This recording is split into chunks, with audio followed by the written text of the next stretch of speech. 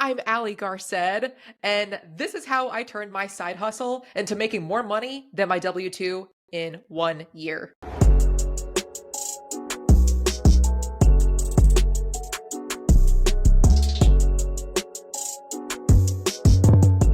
Jesse Ray Growth House Podcast. We're going to get into the weeds about how to get your first house, how to basically just grow the portfolio. Ali, tell us about where you're at currently. What does your portfolio look like right now? Yeah, right now, slow but steady. My wife and I have 7 doors, 6 properties. So majority of them are either single families or a condo. One of those is a duplex. And we have one of them completely paid off and using the shred method. And we're looking to pay off the rest of the properties probably within the next 4 years. Let's go. So I'm very interested in why you chose these different strategies. We'll dive into that because there's some people that'll be like, what is a shred method? Let's just real quickly, what is a shred method? Yeah. Okay. How do I say this in a quick manner? It's essentially taking, instead of paying the mortgage, which is compounding interest, you're taking out a line of credit, either business line of credit, personal line of credit, or rental line of credit, or I guess home equity line of credit. And because that's based off of simple interest off of the daily balance. So getting some sort of line of credit, all you're doing is just playing with money, playing on the backside instead of paying the banks, that are making a lot off of your money. You are instead taking a loan against yourself, which is still less expensive than the compounding interest, even if you have a 3% mortgage rate, which is what I had. I still paid it off. Oh, dang, that's crazy. I want to learn more about that. But Yeah. right now, let's take a step back. I believe it was 2016. You got your first house. I guess how'd you even get into real estate? You were active duty, and then you got into real estate. Kind of break down. I want to hear this story. Yeah, yeah. Dude, I love that you've done your homework. I really appreciate it. Of So course. it was 20, the year was 2016, and I was active duty Air Force. I was stationed in Colorado Springs, Colorado, and I had never purchased until then. I had, so I commissioned as an Air Force officer in 2012. So I had been in for 4 years, bumping around, from station to station, doing my thing, just renting. And then my dad was like, "Hey, you should probably buy." He always like kept telling me to buy, and I was like, "No, why? I'm just gonna move." And I just never thought of renting it out afterward until I had kind of like a nightmare scenario with one of my neighbors who was mentally ill. And that forced me to move out of the complex. And I was like, you know what? I want to have more autonomy over like where I get to live, like just the safety of my space, because the apartment complex wasn't helping me out at all. So I was like, you know what? F this. I'm going to go buy a property like my dad told me to do and use my VA loan because I was military, 0% down payment. And so I purchased my condo in June of 2016 in Colorado Springs. And since then, I've purchased since 2019, I've purchased one property a year every year. Wow. So, like you said, you just went slow and steady, just building the portfolio. There is people who listen who are, military or active duty, and they do ask me questions about the VA loan. Do you want to just like in quickly 30 seconds, a minute, however long it'll take you, what exactly is a VA loan and what's the best way to take advantage of that? Yes. So the VA loan is the best loan product out there, period. So if you have access to it, use it. It's not just military members that have access to it. Sometimes you can pass it on to a spouse, or like say you pass away and your spouse has not remarried, they can use it. So it's the best loan product because it's zero down payment. So that does not mean 0% or zero closing costs. You do still have to pay for a closing cost. The VA does have a funding fee, which is like 2.3% for the first time, 3.2-ish or 3.5% for the second time. So it does come up a little bit there. But if you have anything over, I think, 10% in VA disability, then it's completely funded. So if you do have more than 10% disability, I believe it's 10, please check me on that. You don't have to pay down payment or closing costs. Like you cannot beat that. And on top of that, you get better interest rates than if you were to go conventional. That's amazing. So you mentioned you kind of just got into real estate. Your dad was kind of like, hey, get in. And you're like, all right, fine. I'm probably wasting money renting. So I'll just buy this place. I don't think you really had, from listening to, other podcasts, I don't think you really had that much of a plan. And there's a lot of people that ask me and people within the Growth House community that are like, hey, I'm just looking to get my first property, but they just want to get into real estate. And so let me ask you this. Is it better to have a strategy going in, or do you think just kind of overcoming that whole analysis paralysis and just get your first property as long as it like breaks even? What strategy would you use? Oh, this is such a good question. I've thought about this a lot. And I used to be the host of another investing podcast, and I found that after like interviewing so many people, I feel like there are two different types of people. You either fall in one or the other, like never both. Um, you either are an investor in your mind first before you take action, and that enough is like that alone is enough to propel people to eventually take action.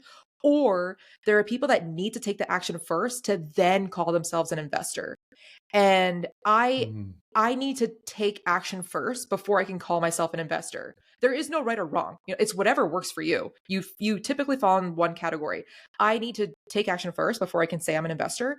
So I purchased property, and I do not suggest not having an exit strategy in mind.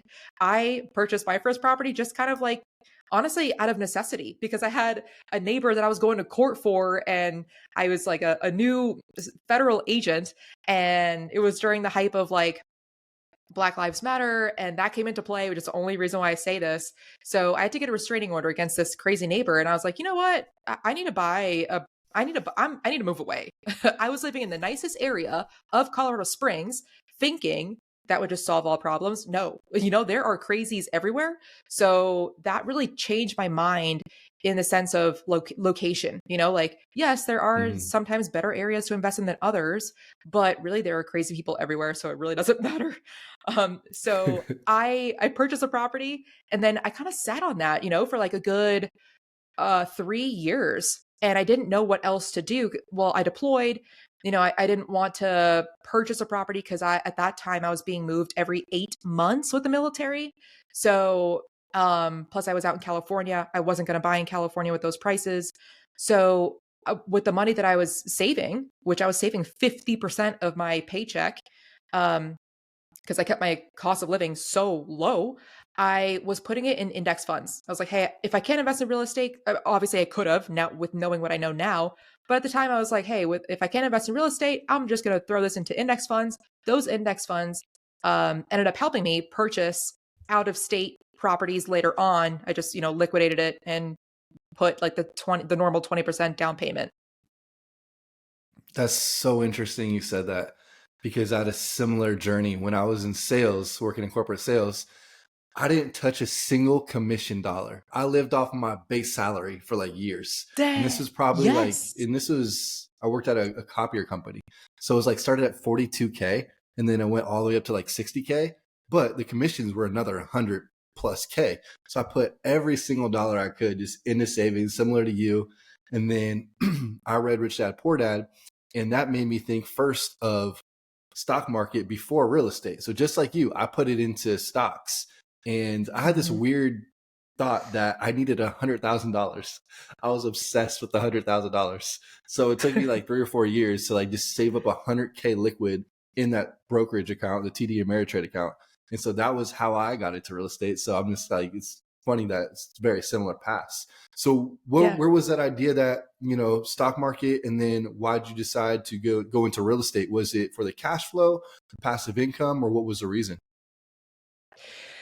Yeah.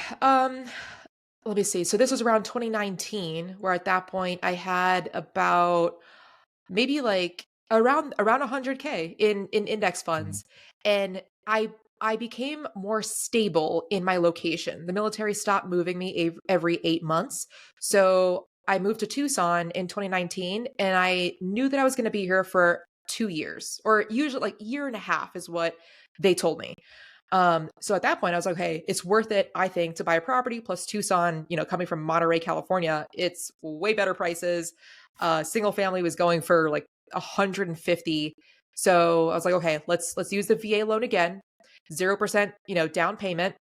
And so I purchased my other owner occupied loan, which is what I prefer to do. And then what the next year, instead of just moving into another property, I liquidated that in a lot of those index funds in order to purchase 20% down on a duplex here in Tucson. And then I purchased another another investment that I have never seen out in Oklahoma. And so I was kind of picking and choosing locations based off of where I was stationed before. So, as long as it has like a couple of major, like at least three, I think, major driving forces for the economy, I'm good with it. And usually where there are Air Force bases, there are usually other bigger companies too. So like Tucson, we have like Caterpillar, U of A, Raytheon, Davis-Monthan Air Force Base. Mm-hmm. Yeah. Did that answer your question? What made you decide, hey, this is good for my lifestyle? Or, what was the driving force of the strategy that you're using and still using? In the very beginning, it was because my mind was just so occupied with my W-2 because I did a lot of travel in the military. So I didn't have the bandwidth, the time, the energy to go from 0 to 50 in 4 months. Like I couldn't. A lot of times I worked in a skiff, so in an area where I couldn't even bring any technology, no Apple Watch, no phone. So, and that was like around the same time where I was trying to do some direct mail marketing, and I had potential sellers calling me and I couldn't answer because my phone was, outside of the building. So I was like, this is not working. I can't do this. Then I was calling them back and they're like, who are you? And I'm like, who are you? And it was just, not, not for me. So at that point I was like, you know what? Like I'm making pretty good money, with the military. Let me just use that and not like just drive myself insane trying to do all these, driving for dollars and all these like off market creative financing strategies. Let me just do the vanilla thing that's tried and true, use my VA loan. So I used mine twice, my wife's twice. And then at that point, we started doing conventional, still owner occupied. We typically purchase a property, move in there for a year, move out, and rent it out. We used to rent it out as an Airbnb and keep it furnished, and then just buy new furnishings or really Facebook Marketplace furnishing for the next spot. But since Airbnb took a really massive dump in Arizona over the last couple of years, we are in the process of changing all of them to long-term rentals. And luckily, they cash flow. That's one thing I always make sure whenever I'm looking at a property. My whole co-living concept is great, and we have Airbnb, by the bedroom as a backup. But at the end of the day, I don't want to be, not at least breaking even if it was a long-term renter. So totally hear you Yeah. on that. For the cash flow numbers, what does that look like? Are you looking to hit a certain, target once you move out? Yeah. No, we don't really actually have an actual number set. So before we buy, we make sure that it will at least break even. Um, and that is being super conservative. Like I run my numbers so conservatively. My wife is like, dude, this is like the actual numbers of what we can show. Like you're predicting another COVID or you're predicting, another disaster. But that I'm so risk averse. So my definition of break even in reality is cash flows. But I just always have that extra buffer. So we want to make sure that, after the PITI, the HOA, CapEx, the vacancy, the maintenance, everything after all of that, plus paying myself the property manager fee that we try to go for $200 per door per unit. But it really depends on what area of town you're investing in, what type of neighborhood. Is it a neighborhood? Is it a, C neighborhood? My best performing asset right now is that duplex in like a C type of neighborhood, which is very interesting because I always got the advice and read the advice of invest where you would feel comfortable living in. So I always kind of had Mm. that in my mind. And I realized that was not the best advice when it came to investing.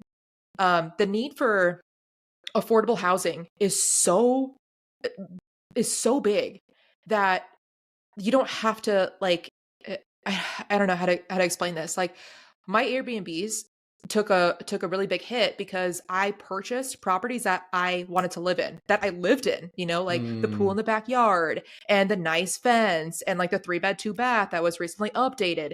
And when and then now that like hotels are getting more of these short-term transient people, nobody really wants to rent, at least in Tucson, a 3-bed, 2-bath anymore.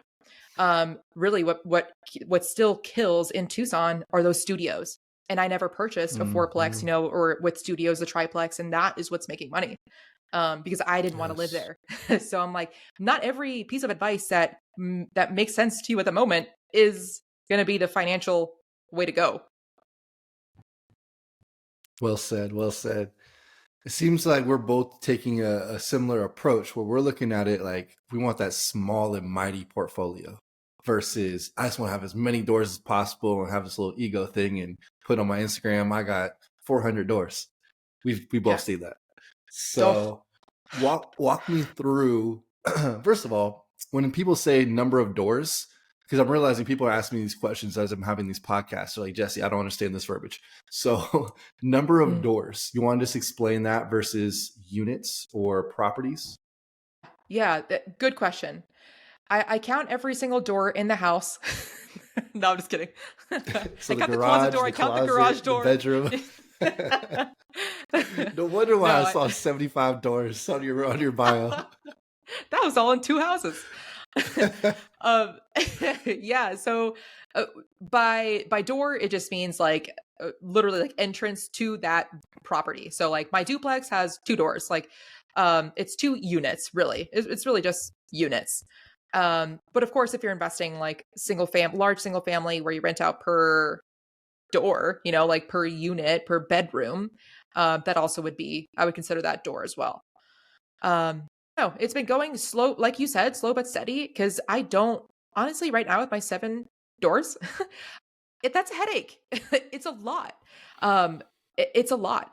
Just yesterday or 2 days ago, I was on the phone with insurance, switching everything back over to my original insurance carrier, realizing that I made the mistake of trying to go cheap and go somewhere else and not getting the assistance that I needed when I needed it. So, and I'm like, man, this takes up so much time. Just insurance alone, I wouldn't want more. I wouldn't want a lot. I I want my life simple. I want to have my number, which is 11,000. 11,000 right now is my cash flow, my financial freedom number. And right now I'm at 9. So I'm really close. Like I barely even need to sell any houses as a real estate agent in order to make that work. Like I only need to sell 6 homes a year, and I sold 44 last year. Like I barely need to work now, but I love it. I fell in love with the process. I love my real estate agent business.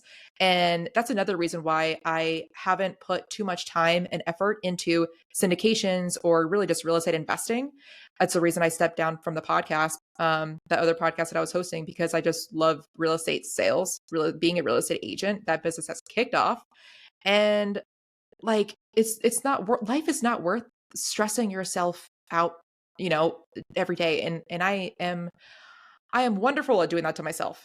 I'm like the type of person that like I make a goal and I'm already mad at myself wondering why I didn't hit it yet. Like I just made that goal. you know and if I were to just I really think if I were not married to Brit, man, I'd probably have a heart attack at like the age of 40, just wanting to get there, get there, get there. Like that's the person that I am. And Britt's like, dude, let's slow down. Life is good. Let's enjoy it. And that's like the perfect balance that I need. I love that mindset. And I love that you know that about yourself. I think a lot of people, myself included, see other people on social media and they act this type of way. They're like, going crazy. And I got to scale 100 doors every single year. And I'm like, yeah, I need to be that person too. And then I take a step back. I'm like, wait, do I want to be that person? Do I actually want that lifestyle? So I think it's so good to take a step back. Ladies and gentlemen, as you're listening, take a step back and think, why are you doing what you're doing? What does that desired lifestyle look like? And are you actually on the trajectory to get there by doing what you're doing? I think something that I've seen lately as well is talking about all these number of doors. I know people with 40 plus doors and their cash flow is the same as me. I'm like, Mm. this is interesting. And so it's like also just be strategic, like pick a strategy. And I have this tendency, the grass is always greener on the other side. And I got to remind myself, like, wait, why do I want all these doors? I'm doing just as good if I just keep up what I'm doing and specialize and niche down. Which I want to ask you, speaking of niching down, a lot of people are like, have all those tools on the tool belt, especially in real estate. I always hear this. I'm like, I don't know if I want a bunch of tools on the tool belt. I might just want to specialize in co-living and maybe, one other thing, but I don't need to know all these different strategies. What's your thought? Should someone just starting out, should they be looking at land, RVs, co-living, Airbnb, or should they just pick one? And then how long do you think they should stick with one until they look That's other a ways? yeah, that's a really good question. I'm glad you asked that. So I also agree with you. And it's what honestly, like Warren Buffett has said the same thing. Put all what he says is put all your eggs in one basket and watch that basket closely.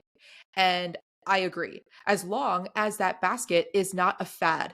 Like Airbnb, I think was a fad.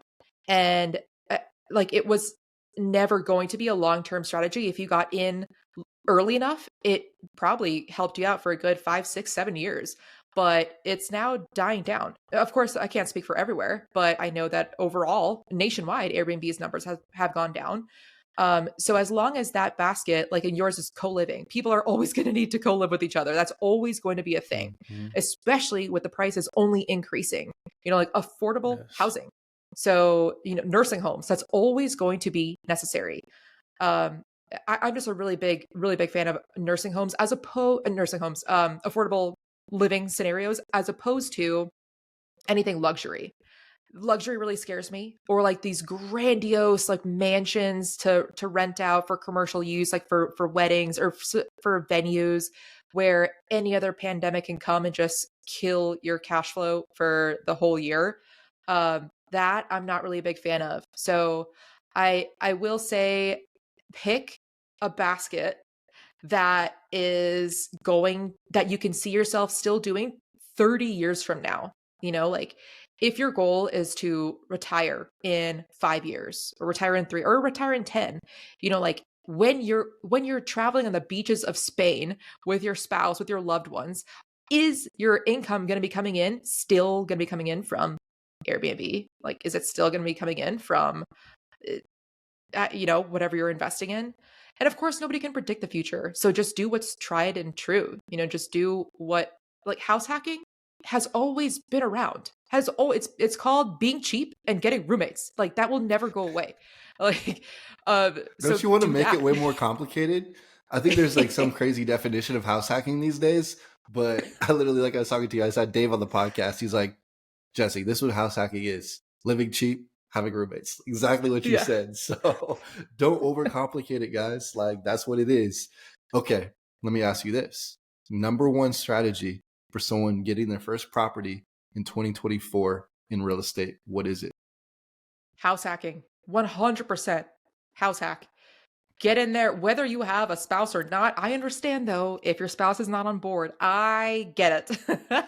But if you are Come single on, Britt. before you get married, yeah, I know. Brit's too bougie for that.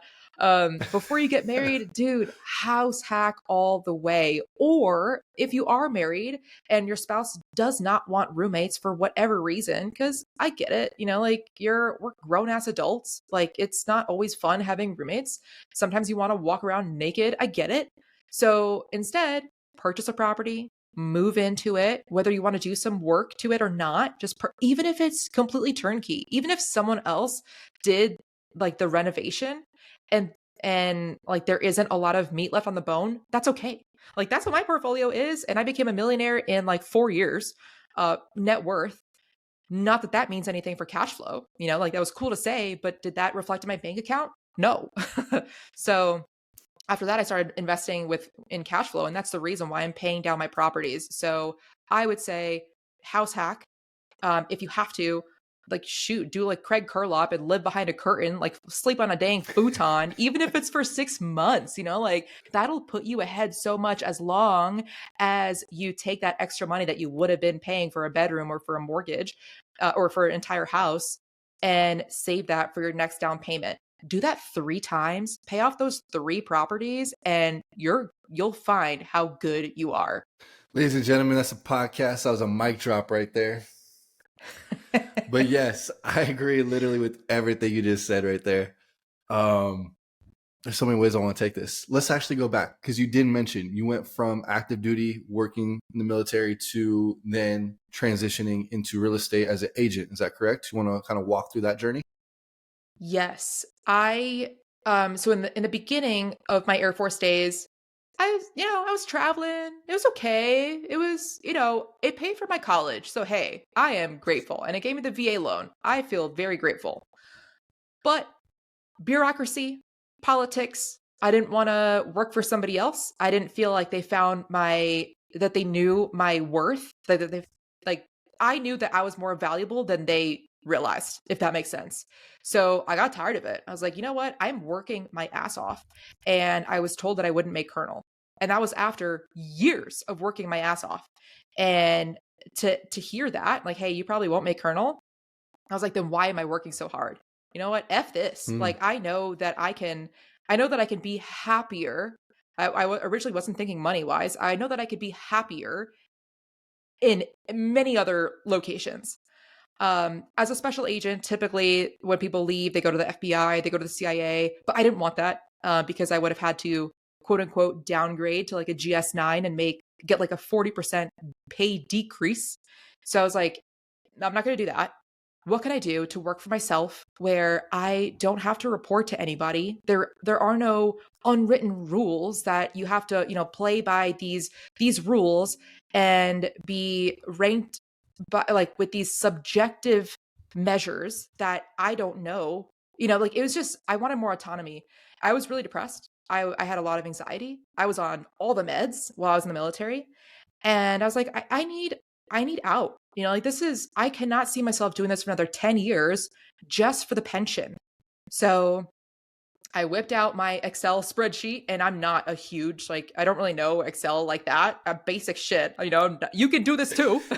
And I wrote down how much would I make in the military for the next 10 years if I were to make colonel, not taking that bitch's advice. I was like, oh, you can't make colonel. If I were to make colonel, how much would I make?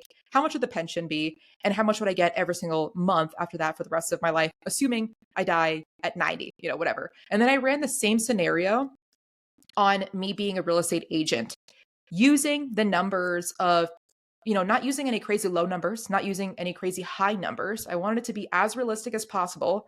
So I reached out to a couple of mentors of mine and I was like, no shit, how much do you think me in this position as a part-time agent can make? And so I took that number, how much could I make year 1, year 2, year 3? And at the end of the,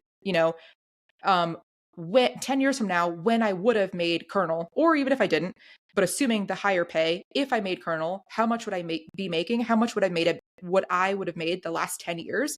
Comparing that to me leaving, starting my own business over the next 10 years, how much could I make? The numbers did not compare. They were way favorable to me leaving, starting my own business year after year, with and that was black and white numbers that did not include the mindset of the people that I would be surrounding myself with, opening myself up to other opportunities, investing, just personal growth. And I was like, this is it. It's a no-brainer. I'm going to start being a real estate agent. But because I'm risk averse, I started while I was still active duty. I wanted to make sure that, could I make this amount of money that I think that others have told me that I can make? And do I like it? Because I'm not going to leave one miserable job for another. So I tried it for the first year and I was like, I just want to hit $120,000, which is what I'm making as a major in the Air Force. And I hit that month 8 and I was like, pull chocks, I'm out of the military. Yeah. That's incredible. What do you think was the main reason you were so successful so quickly as a real estate agent? I think Alex Hormozy says this best on his podcast. When he said it one time, I just immediately clicked. It was exactly how I felt. And a lot of people have drive in a positive way. I don't know. I think I might be more cynical by nature. I might be a little bit more glass half empty type of person. And I try to tell myself, just be more positive overall. But the point of this being, I had such a negative um like weight on my shoulder, like I had a chip on my shoulder. I had something to prove because that one person told me I couldn't make colonel, and like the Air Force didn't value me. I wanted to give, this sounds pretty bad, but I wanted to give like the biggest middle finger as I'm walking away, making 3 times the amount that they were making. Like right now I'm making 3 times the amount that I would have made as a colonel. So I'm like, and I did that. This Hmm. is my second year being an agent, a full-time agent. And I'm like, the amount of limiting beliefs that I had in the military because of my environment. It was like, like a dog eat dog world, and like we're just in here every day, 8 to 5 for the paycheck, and one day we'll get a pension, and then we can live our lives. I'm like, dude, this is so just suffocating.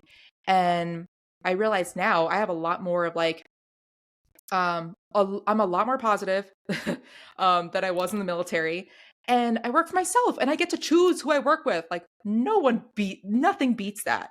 So it's I've had a lot of success because I feel like I have something to prove. Some people are like, you should forget about that stuff. But I'm thinking about like some of the biggest leaders and influencers that I love, like Patrick Bet-David, Alex Hormozy, and they say, no, hold on to that stuff. Like Michael Jordan, I took that personal. Like literally, someone Yeah. just said anything, and I think it's very powerful. Sometimes I have to think about it, like, damn, why am I not really feeling like I'm, as extra fired up and motivated? But then I think back, like, oh, all right, I forgot about that one person that said I couldn't do this. So I think that's good to have that little bit of fire, and like the reserves almost in the back. I know some people have different thoughts about that, but I think I think it's super powerful.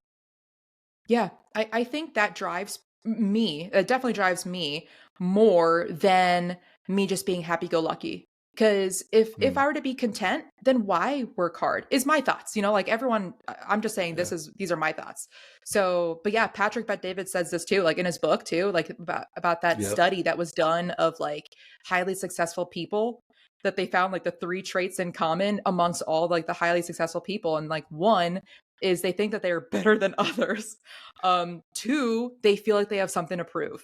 I forget what the third one was, but like those two are almost like counteract each other, like, but I resonate with that, especially the second one. I have something to prove. Yeah.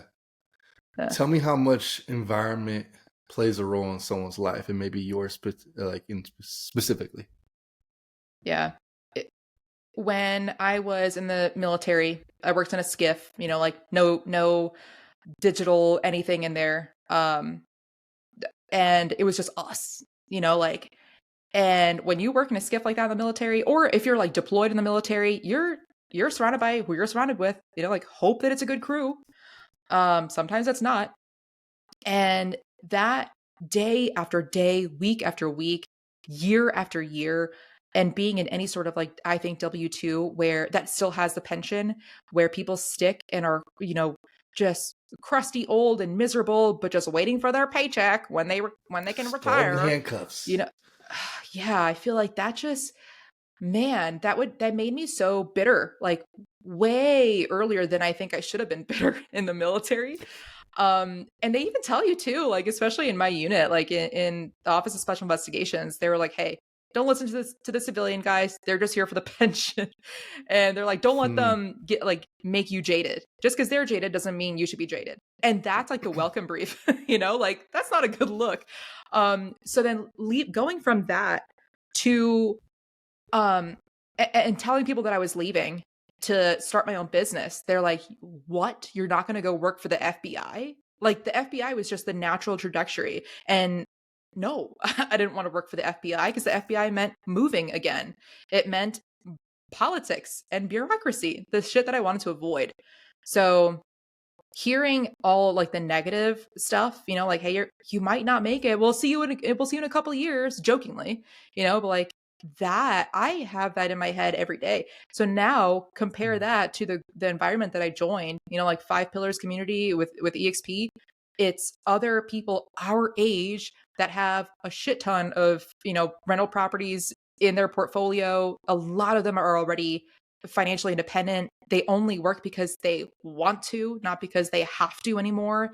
And it's no more of those like limiting beliefs. Like you work for yourself, you make as much money as the value you bring into the world. And we Mm. teach you how to find the value to give to others. And it's just, oh God, it's night and day. And I have to say, the community that I'm a part of, we're all virtual. I barely like have seen the people in person. In 2024 now, you don't need to be shoulder to shoulder, I think, with anyone. Um, it's definitely good to be shoulder to shoulder, like conferences, meetups, definitely go to that. But to have like that consistent day to day interaction, virtual is all you need. I love that. And you just touched on it. I was going to ask you kind of about community and mentorship and coaching and how big of an impact that's played in your life. I know we both, believe heavily into self-development, personal growth, and getting around these conferences and like-minded people. Talk about that a little bit and what maybe a story or how it's impacted you. Yeah, yeah. It's I think the first conference that I ever went to related to financial independence was Bigger Pockets, and that was 2019, I think. Whenever it was at NOLA, and it was so cool listening like the podcast that I had listened to, and then meeting these people in real life. I'm like, you take that glorification that you find from YouTube, and then you're like, oh my God, you're a real person. And you had the same questions that I have right now. Like I'm not that far behind you. Like you're not a god. Like it sounds so bad, but like I can do this too. And so I loved that. And after that I became like a conference junkie. I really need to calm it down. But that's how you and I met, like at a conference, Real Estate Wealth Builders up in Phoenix. And it's really cool surrounding yourself by others that are truly there to help. There are a lot of people that want to help you. Granted, that said, there are some people that are there just to say, hey, I have 84 doors. And you? Okay, stick nose up and move on. But there are a lot of people that are there for you to develop relationships with. So true. And I love that you said that about the belief in yourself when you get around these people. And I think that's one reason rubbing elbows sometimes is still so powerful, because unless you actually are looking at them like in their eyes and realizing you're just like me, like you're not some extra, you're not Elon Musk, like you're a normal person. And if you could do this, I can do that. That's the biggest thing for me too when I get around these rooms. I love that you said that. So what about, this is something people ask me all the time. They reach out, Jesse, how do I get involved in a community, or what community should I get involved with, etc. Just like the most basic way to answer that, how would you answer that? Where should they be looking? Ooh. Okay, so it depends on, I would say first, narrow down what you want to specialize in. Going back to that basket, do you want to focus on uh, communal living? Do you want to focus on self-storage? Do you want to focus on whatever? Um, Plug into those communities first. Like learn from someone, surround yourself by someone that has not just done it, but is still doing it. So that way they have their pulse on the market and can actively tell you what's going on to guide you through it. And I would actually suggest like not someone that's 1,000 steps, ahead of you. Like maybe not try to get tutored by Robert Kiyosaki. Like there are people that you can maybe feel more comfortable asking questions to, and reach out to them. Like follow them on Instagram, follow whoever they repost, like follow them on Instagram as well. And because I'm a big believer of like whenever you scroll Facebook, Instagram, TikTok, whatever, make all that shit be positive. Again, this is probably going back to me being a little bit more cynical. I want like more positivity in my life always, like, and so just surround yourself by that, reach out to them because they're real people. And without saying, can I pick your brain? That's a huge pet peeve of mine. Without saying that, first, and this is not for me, I'm not looking for compliments, but this is how I've seen this is how I've picked up mentors, is I compliment them. Hey, I really like this one podcast that you posted here where you said XYZ. It hit me. And this is what I did because of that. What do I do now? like that automatically tells that soon to be mentor of yours, one, you made an impact on them. And two, like that person took your advice without you even telling that person specifically. You took their advice, you did something, you implemented, and now you're asking them for help. They will answer you every time. Ali, there you go. You answer, like, I'm gonna chop this up, and anyone that asks you this question, I'm just gonna send them your answer. Literally exactly what I was saying, but just you said it way better. One thing I will add, once you do reach out in that manner, which is so good, then you ask them like, hey, what's the next step potentially, or whatever the conversation is. They're probably going to respond with maybe a task or something for you to do. Follow through on that, and then go back to them, say, hey, I just read that book. Like the other day I had a phone call, and I like to do, like, we don't have a lot of time, but the people that want to learn and follow through, I'm so excited to help that person. So I told this person, hey, read this book in a week and then get back to me. We'll see. He's got 3 more days, so we'll see if he reaches back out. But that's the type of stuff. If they follow through, it's yes, you're gonna find mentors very easy. What about networking events versus paying to be a part of a community or a mastermind? What's your take there? It definitely interview if you're considering paying to be a part of a community. Definitely interview those that are in the community, those that have been in the community for maybe a longer time, 3, 4, 5, 6 years, however that community's been around.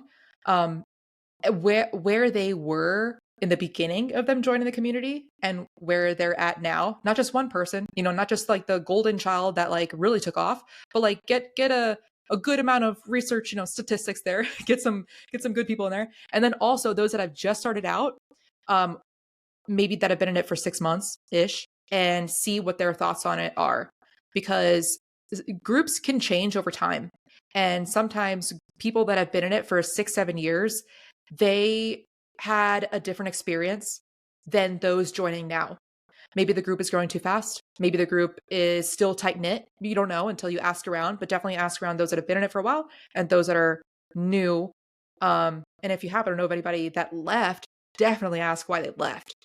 So I'm kind of a bigger proponent though overall of just going to meetups, conferences, networking for at just the cost of admission, just the cost of the hotel, and keeping those relationships, like without having to pay to see them. Call me cheap. I am.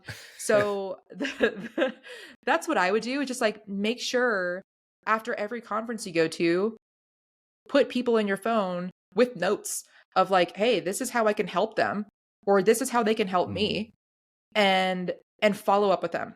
Therefore, you don't need to be both paying members to be a part of a group where, I don't know, but I think like my sense of, I'm very anti like sorority.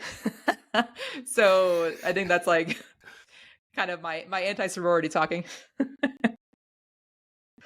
No, but that's great advice. I love it. And especially when you talked about like there's so many communities out here. I would find one that speaks to you. Like, especially if they're living the lifestyle. Like, I think the ones that I relate to is if they were in a similar position.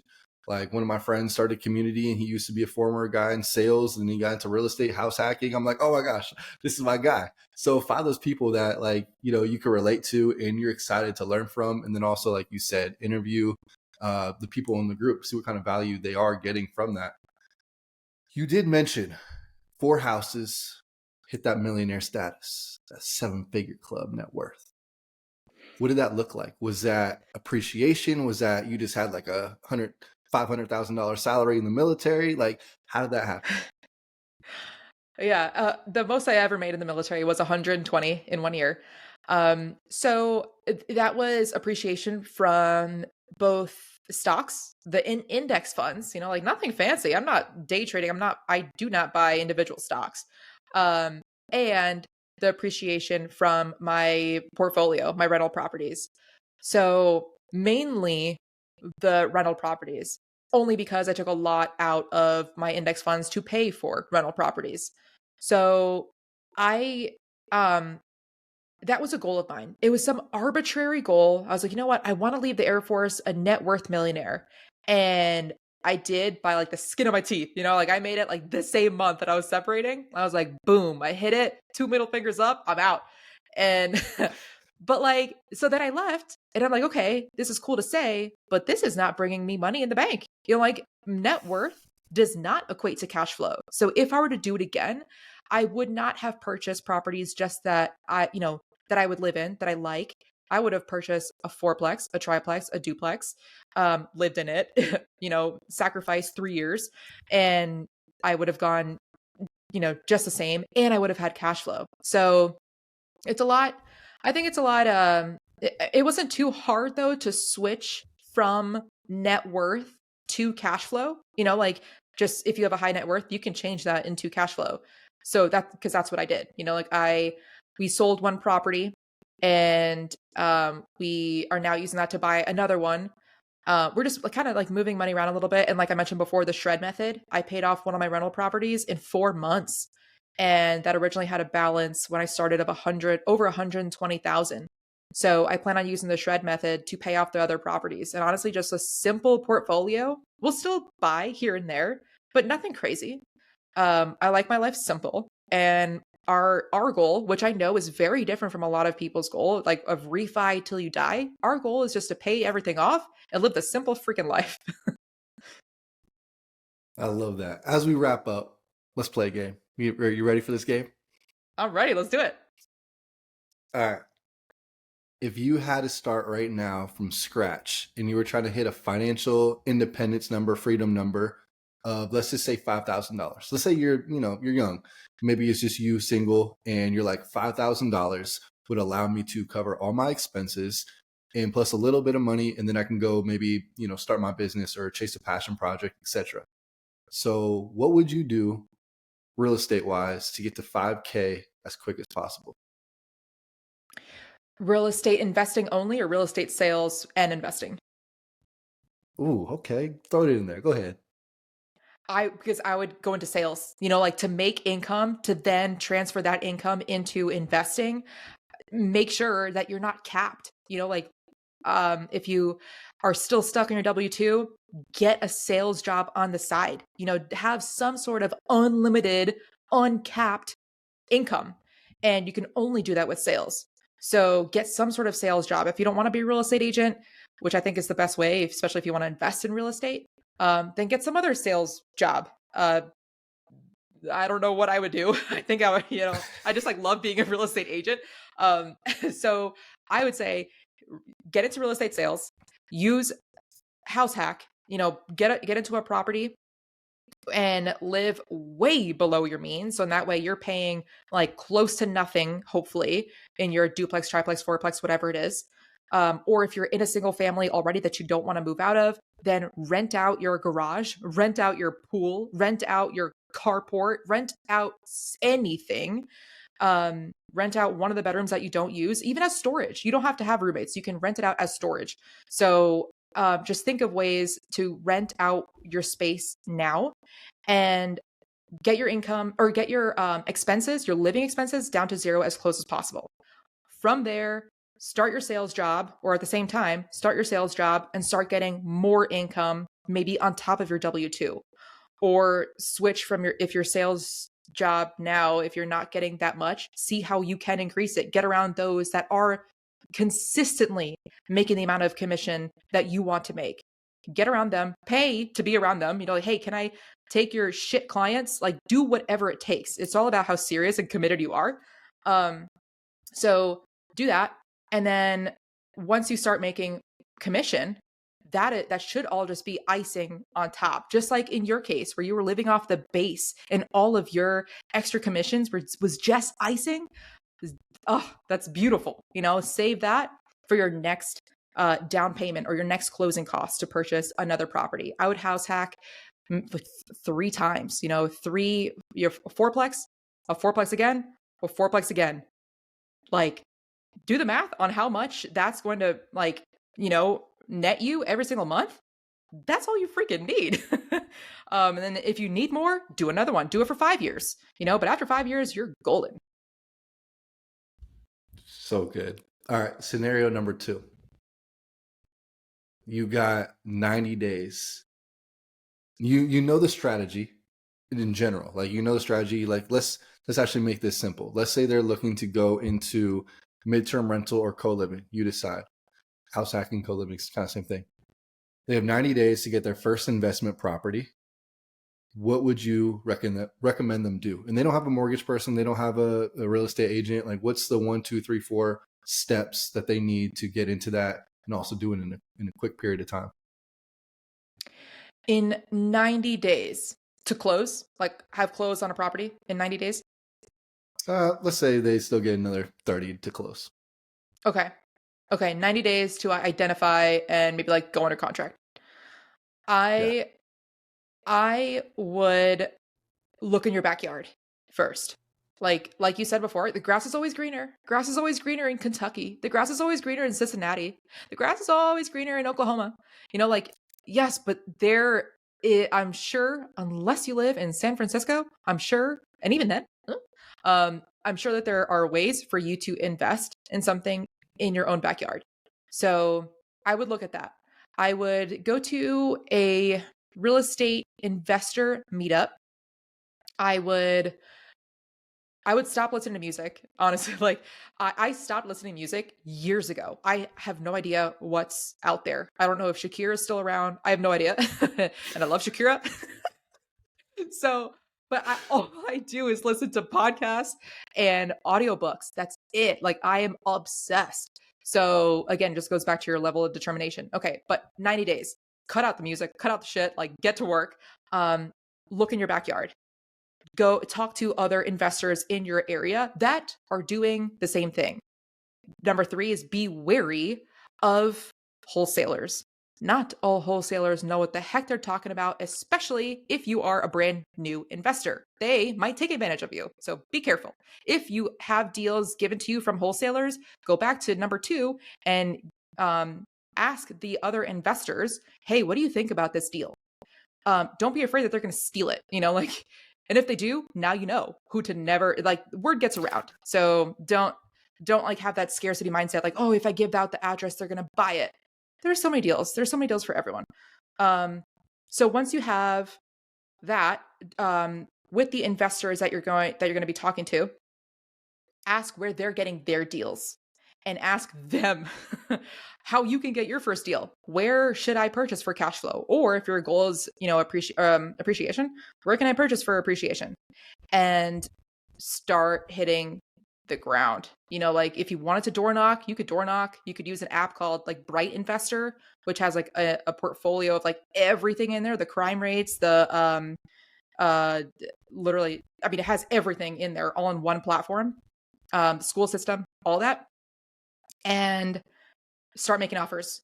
Do not think that because you found one property that meets the criteria, or because one seller called you back, that's going to be a home run. Make sure that I would probably make a goal of like blasting a certain amount of offers maybe every week, something like that. Like, maybe, hey, submit 5 offers a week and talk to a real estate agent if you're going to be purchasing properties on the market, or maybe even if not, make sure that your numbers work with paying the buyer's side to help you, because no agent wants to submit 10 offers that are not going to get accepted. So you have to work with an agent that's willing to work with you. Don't think that just because you're an investor, all agents want to work with you. Sorry, I don't work with investors, so I will say that. And ask them, I'll try to give you a plug. I guess that didn't work. No. Oh, no, you're totally good. Nope. Another reason why I stepped down from the podcast. So, but work with it. I have a lot of good, like, investor friendly agents here. So I can put you in touch in case you're looking in Tucson. But make sure that you're clear with that agent. Hey, I plan on making 5 lowball offers. I mean, lowball offers every week. Are you okay with that? How much more do I have to pay you in order for you to feel comfortable doing that? Because as long as you're on the same page and the agent knows, okay, this person's going to be offering 5 a week, it's simple on their end to submit an offer. It's not simple on them to meet you at the property, to schedule the inspections, to do all this stuff, and then for you to back out and not even submit an offer. So if you're going to say, hey, I want to submit 5 offers a week, submit 5 offers a week. And if you're saying that you want XYZ criteria, which is step number 4, I would say, know the criteria that you're looking for, how much cash flow you want, like how much is too much rehab to do. know your buy box. Once you tell your buy box to that agent and that agent is submitting offers and you get one accepted, go through with it. Don't chicken out. This is exactly what you were looking for. So, like if that's what you were looking for, don't chicken out, because as soon as you chicken out, that agent will never work with you again. I'm just going to say that. So that's what I would do. Like, get in touch with like one good agent that's going to like work with you at whatever amount that they agree for you to pay them a little bit extra. And then boom, like send it, like get to work, submit 5 offers a week, because one will hit, and then go through with it. And it's going to be hard. It's going to be so nerve wracking getting your first one. It's so scary. It's scary like almost every time.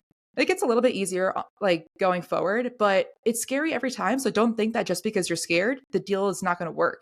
If it's black and white and you've sent it to your investor friends and they said, yeah, go with it, go with it. So good. Last question. Well, a couple more, but this is the last main question. Top 3 best books or podcasts for a new investor. Podcast, yours. This one. Continue listening to this one. And then, Appreciate that. Okay, I'm trying to think of some books. Let me see. For investors. Damn, this is a good one. I read like 50 books a year, but I realize now that all I read are sales books. Probably Bigger Pockets. I'll throw Bigger Pockets books. I was gonna say Craig Curlop's House Hacking. That one got me. Absolutely. Yes. Okay, and then you know what? You totally House remember. Hacking by Craig Curlop, 100%. That's a great book. And then number 2 is Set for Life, Scott Trench. Yes. Yeah. Ali, this has been so fun. We appreciate you so much for coming and providing value to us as a Growth House community, but we want to provide value back to you. We're a go-giver community. So if someone does reach out, they're not going to say, hey, can I pick your brain? They are going to try to provide some type of value that they have. So we want to ask you, what are you looking for right now? How can potentially someone reach out and help you? Floor is yours. So whatever you can think of. Yeah. Thank you so much. So even though I do not work with investor clients, my team does. So like I can connect you, and they're not just in Tucson. We're in a lot of states. So if you are military and you want to make sure that you're getting a good agent that knows the VA loan in and out, that can get your offer accepted, reach out to me no matter where. Like if you're going to MacDill, if you're going to freaking Minot, North Dakota, wherever, I got you. And if you're looking to become a real estate agent, or if you are an agent and maybe looking to switch brokerages to get more money, to be surrounded by a community of agents that work because they want to, not because they have to, reach out to me, find me on Instagram. I respond to all messages. I'm Ali the Agent, spelled ALI. Any other social media? We'll definitely put all the links in there, but anything else you want to kind of shout out, how people can connect with you, or is Instagram the best way? Instagram is the best. I also have 2 YouTube channels. So one is Living in Tucson, in case you happen to be wanting to move to Tucson and purchase here. And the other one is Ali the Agent on my YouTube channel for real estate agents. I also host a podcast too called The Agent Goldmine. That's for real estate agents specifically.